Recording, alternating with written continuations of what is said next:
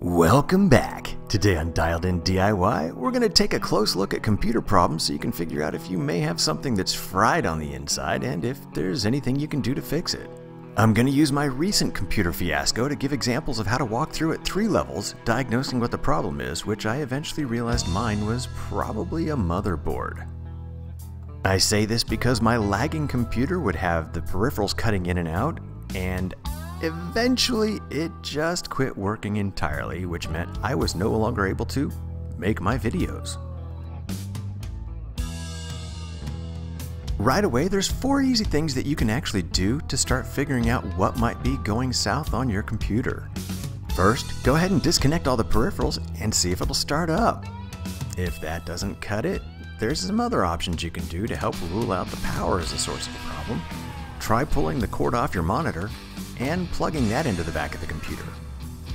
If you're able to rule the power cord out as a problem, go ahead and try the hard reset.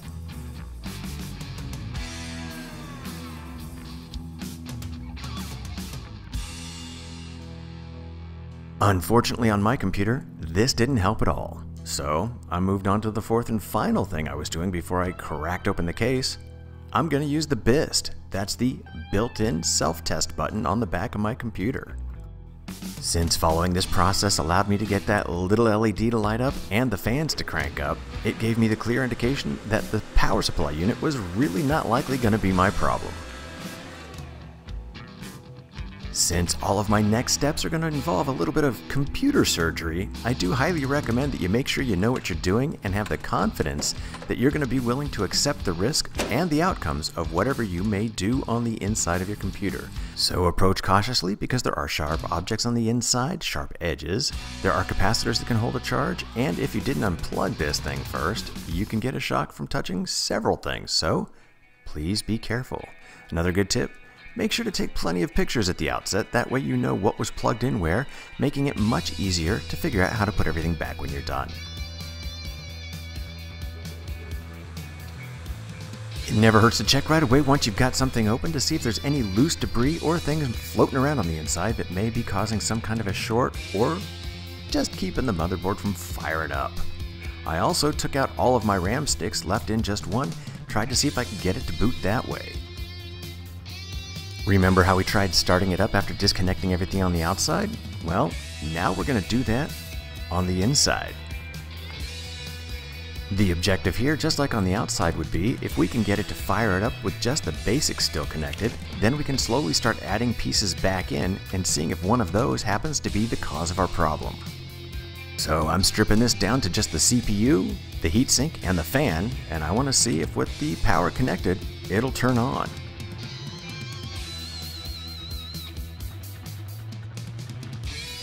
If you're newer to taking things apart on the inside of a computer, do take your time and work carefully.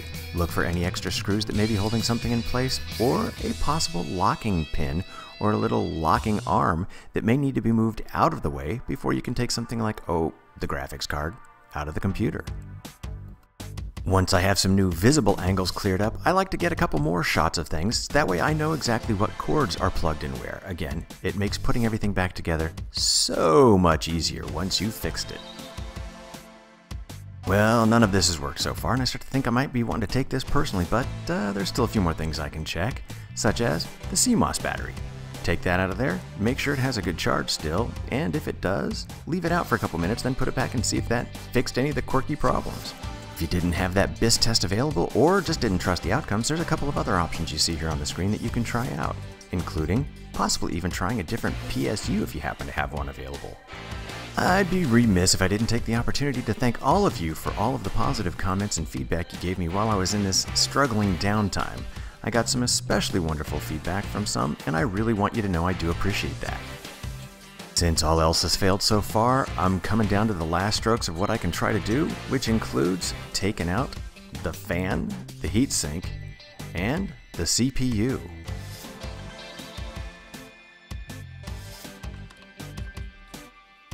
At this point, I'm looking for any other little fine detail of a hint of a problem, such as potentially some thermal paste where it shouldn't be, or the possible option that something has gone amiss with a capacitor or other traces or burnt spots on the motherboard.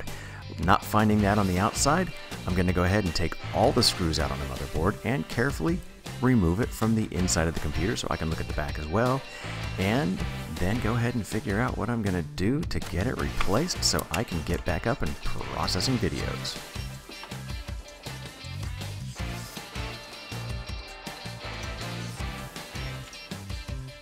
Well, after all my tests were done, everything pointed in one final direction.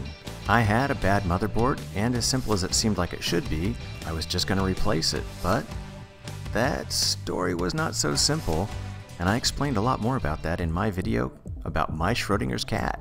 Check it out if you have any interest in knowing a little bit more about what happened.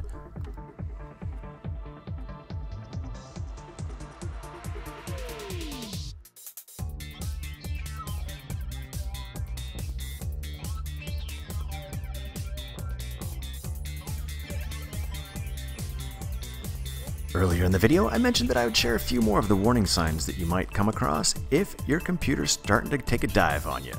So, here are just a few more things that you might look for in case you're having some problems. I want to thank all of you viewers and subscribers for continuing to stick with me through this extended downtime, and let you know that I really do appreciate you coming back. If you enjoyed this video, please let me know with a thumbs up. I'd also love it if you'd subscribe while you're here. Feel free to check out some of my playlists for other groups of videos that you might enjoy. And if you have some thoughts to share regarding this video or others, please let me know in the comments below.